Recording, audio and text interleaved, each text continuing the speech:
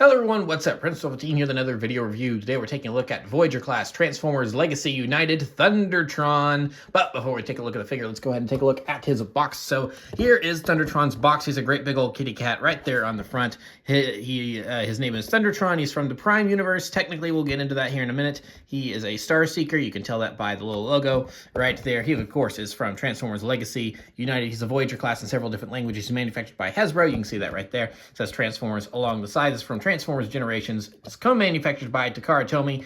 Inside here, there is nothing, just the whatever was inside. I already threw away his the little slip cover that goes in there, so you get the little warning labels in there instead.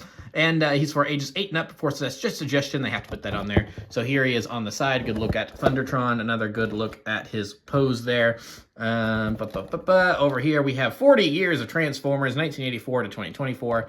Pretty cool. So there's THUNDERTRON right there on the front. And then a bunch of other characters to celebrate 40 years of Transformers. And then on the back, we've got the figure and all the things he does. He can convert in 24 steps. Again, 40 years of Transformers. Don't eat the figure. It doesn't digest well.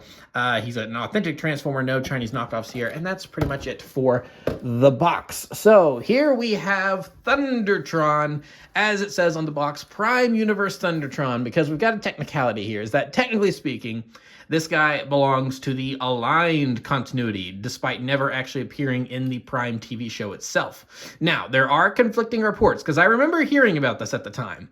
There are conflicting reports, is that the original 3rd season of Prime was going to feature these space pirates, and THUNDERTRON was going to be their leader. Now, obviously, we ended up getting that. We got Beast Hunters instead. So how much truth there was to that, or if it was just a leak at the time, or not a leak, but a rumor, who knows? That's one of those things that's it's always been not completely clear on. But this is a character that did appear in a novelization of, or not even a novelization, just a novel. He appeared in one of the Aligned Continuity novels, and then he did get a toy in the original Transformers Prime toy line in, I think, 2012. So they decided to kind of resurrect this character for Legacy United, and he's a pretty cool toy. I actually like this a lot. Decided to pick him up just kind of on a whim because he's a bit of an oddity of a character. Because for all the reasons I just stated, and also it's like I was just kind of looking at him like, you know what, there's a vibe here. There's something cool about him that I felt like I needed him on my shelf. So yeah, he's a great big old kitty cat. That's probably being a little reductive because he's clearly a beast of prey. He's got some nice clawed feet. He's got the big cat face that you can open and close the mouth on a little bit. That's about, oh, nope, there we go. It is a little rough, or not rough, but it is a little tough, but you can open up the mouth, so he can do that. You can also fiddle with these however you want. These that's for transformations, so you can have that fanned out if you want. This is how the instructions say, so you can have a little bit more definition on the face. He's got a tail, so you can move the tail a little bit. And yeah, he's just a great big old blue and white kitty cat, and I actually really like this. I think this is a pretty cool beast form. So yeah, not without my qualms. However, I'm not a huge fan of how the legs work in beast mode here, and the way they transform and everything. The hips are loose is not the correct way to say that the waist joint is, but it is very easy to turn, so it does kind of make standing him in a stable position where all feet are on the... I mean, he clearly stands fine. You can see he clearly stands fine. But if you just got a little bit of that OCD in there, the fact that not all of his feet are really going to be completely flat on the ground, if that may just annoy you just a little bit, and it annoys me just a little bit, so you do have to fiddle with it. And so it's the fiddliness that for me, that it's like, see, look, there's a single toe right there that doesn't want to sit flush to the ground, and so that just that is not a big deal at all, but it's just one little thing that kind of makes me go it's just a weird personal thing. So that's not a knock against the toy whatsoever, but it is just like a small little nitpick, just the way that the legs transform, and how that works. Now, that being said, I think the way that the legs transform is very smart, and we'll get to that in a minute. But yeah, so it has to do what it has to do in order to in order to become, you know, this big lion or tiger or whatever this is supposed to be, or maybe a wolf. It's like it's got saber teeth like a saber tooth cat, but then it's maybe more wolf-like in some ways and more lion. I don't know what this thing is. It's probably not even supposed to be one thing. It's supposed to be probably be an amalgamation. So, so you can move his front legs a little bit and his front paws. So you've got that.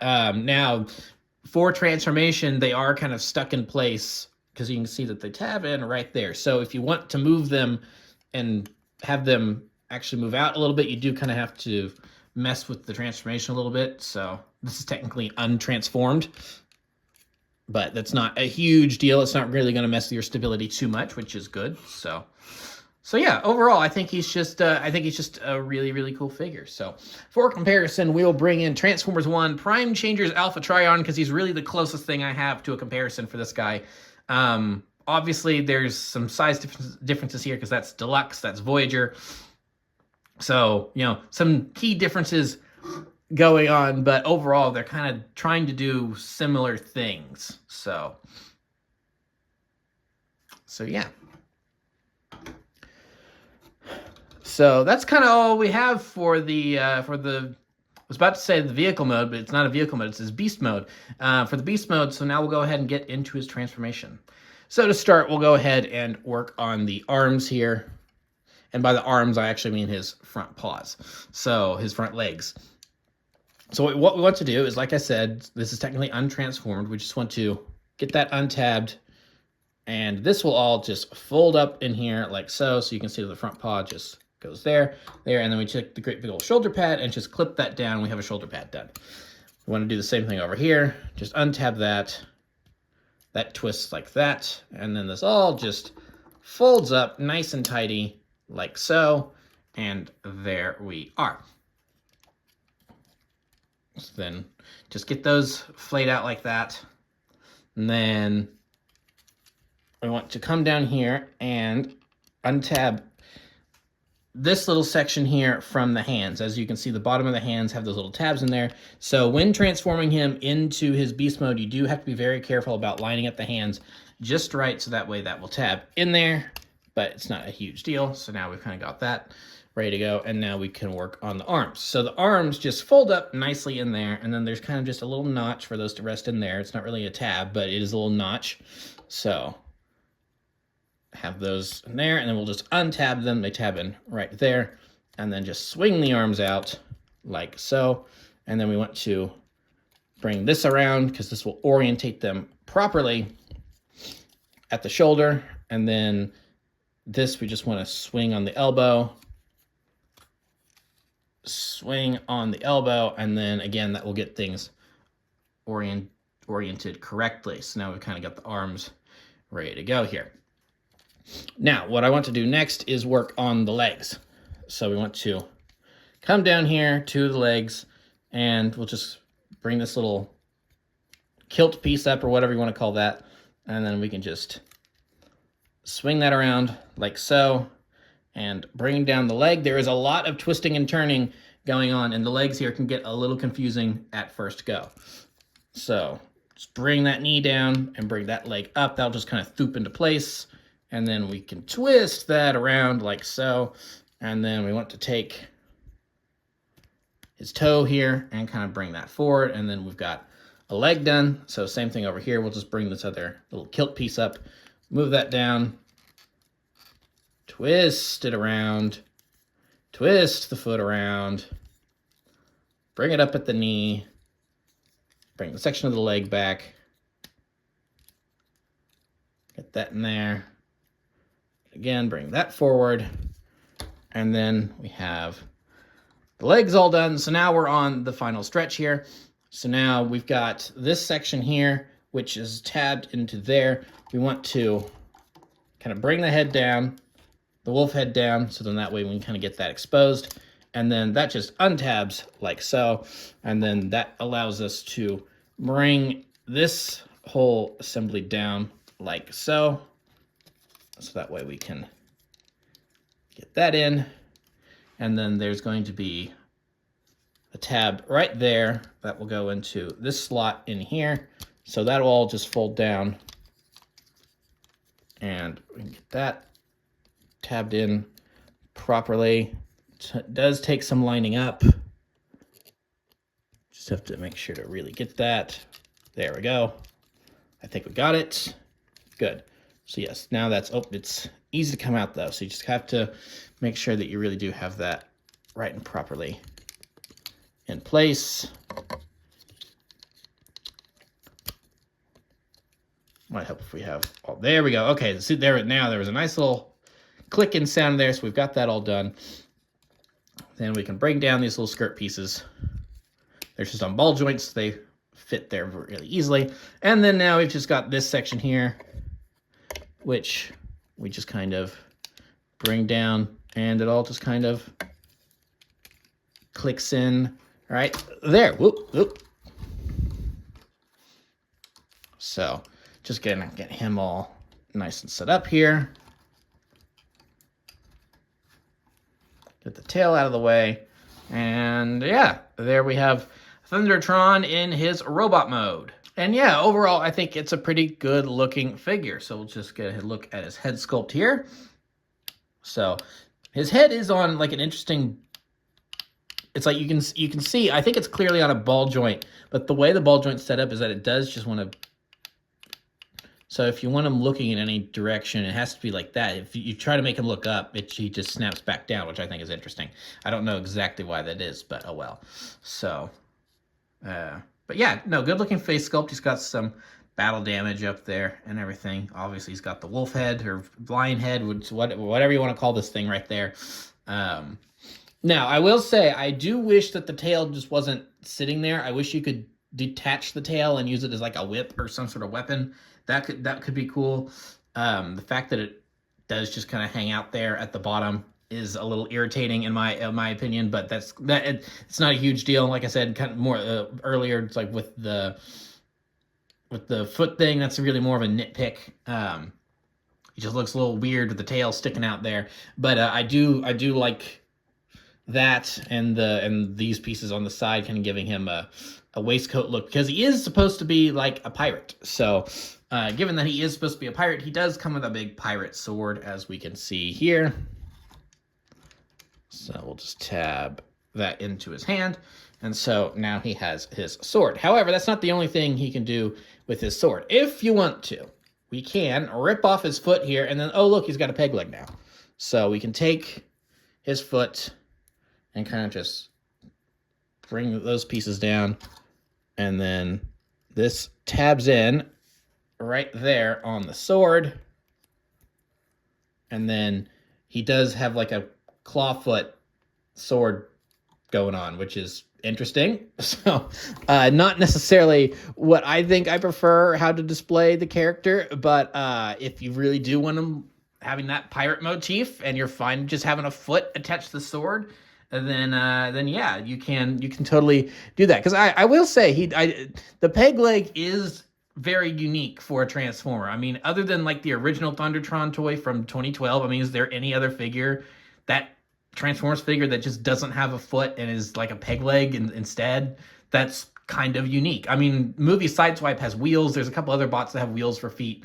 But in terms of having a peg leg, I can't really think of any other figures, unless it's from like maybe Robots in Disguise 2015 or something like that. I guess there's a couple of those characters that have kind of like pokey legs, but it's not the same as having a single peg leg. So I think that's kind of unique. That's kind of cool, interesting. So yeah, very, very interesting figure. So do some quick comparisons. So here we have, again, Prime Changers, Transformers 1, Alpha Trion, obviously deluxe scale figure, Voyager scale figure, going to be an obvious size difference between the two. But again, they've kind of both got the whole beast mode similarity thing going on there. So there's them. And then just to, for the Legacy United connection, here is Vector Prime from Transformers Cybertron. So THUNDERTRON's maybe just no, I was about to say he's maybe a little bigger, but actually I think he's like with the top of his head, he's about there with Vector Prime, but actually I think it's like the shoulder pads give him more height, and then the very top of his head being like a big pirate hat almost give him more height. But if you measure it at eye level, he's actually a decent little bit shorter than Vector Prime. So yeah, just some interesting comparisons there to make.